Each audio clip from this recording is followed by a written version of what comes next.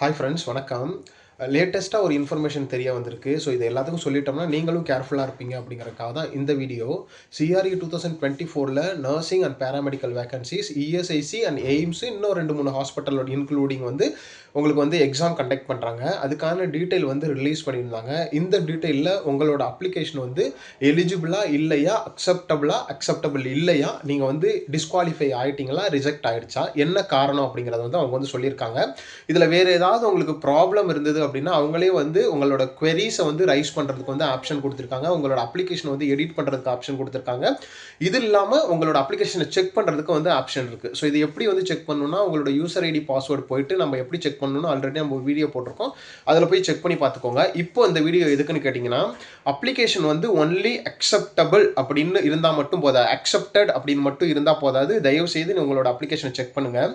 Application வந்து accept ஆகிருக்கும், ஆனால் நீங்கள் எங்கே நினச்சி, அதாவது இஎஸ்ஐசியை நினச்சி அப்ளை பண்ணியிருந்து வேறு எங்கேயாவது உங்களுக்கு வந்து எலிஜிபிலிட்டி கரெக்டாக இருந்து கொடுத்துருந்தீங்க அப்படின்னா இஎஸ்ஐசியில் வந்து நோன்னு கொடுத்துட்டாங்கன்னா உங்களோட இஎஸ்ஐசி எக்ஸாம் எழுத முடியாது. தட் மீன்ஸ் என்னென்னா, இன்கேஸ் நீங்கள் இஎஸ்ஐசியை நினச்சி அப்ளை பண்ணியிருக்கீங்க அப்படின்னா அந்த குவாலிஃபிகேஷன் வேறு எங்கேயாவது இருக்குது அப்படின்னா அந்த ஹாஸ்பிட்டலும் வந்து பார்த்தீங்கன்னா உங்களுக்கு குவாலிஃபை ஆகி ரெண்டுமே வந்து எஸ்ன்னு வந்துச்சுன்னா ஓகே. இன்கேஸ் உங்களுக்கு வந்து இந்த போஸ்ட் எலிஜிபிள் ஃபார் இஎஸ்ஐசி நோன்னு வந்துச்சுன்னா நீங்கள் இஎஸ்ஐசியில் போஸ்டிங் வாங்குறதுக்கு எலிஜிபிள் இல்லை. ஸோ அதனால் உங்களோட அப்ளிகேஷனை வந்து ஃபஸ்ட்டு நீங்கள் உங்களோட அப்ளிகேஷன் அக்செப்டடா அப்படிங்கிறத செக் பண்ணணும்.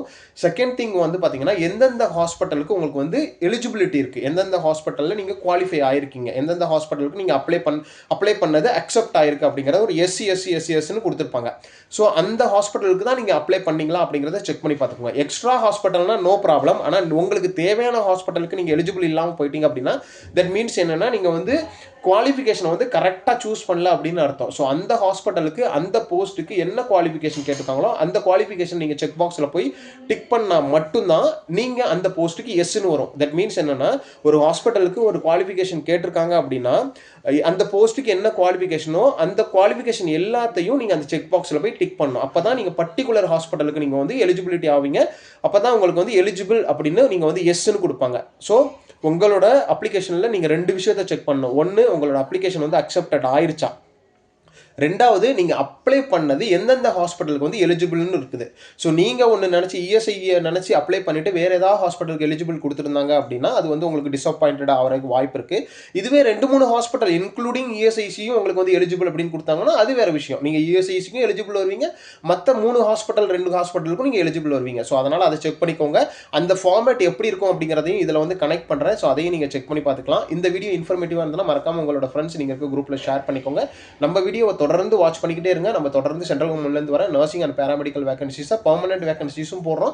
இது இல்லாமல் NHM டிஸ்ட்ரிக்ட் ஹெல்த் சொசைட்டி மூலமாக வர டெம்பரரி வேகன்சிஸும் போடுறோம். தமிழ்நாடு ஃபுல்லாக ஏதாவது டிஸ்ட்ரிக்டில் உங்களுக்கு வேகன்சிஸ் தெரிய வரணும் அப்படின்னா நம்மளோட சேனலை ஃபாலோ பண்ணலாம். இதை தவிர எப்படி ப்ரிப்பேர் பண்ணணும், என்ன புக் படிக்கணும், old question paper, golden points, நம்மளோட கிளாஸஸ் அப்படின்னு டெய்லி அப்டேட் கொடுத்துக்கிட்டே இருக்கோம். தொடர்ந்து ஃபாலோ பண்ணுங்கள். Wish you all the best.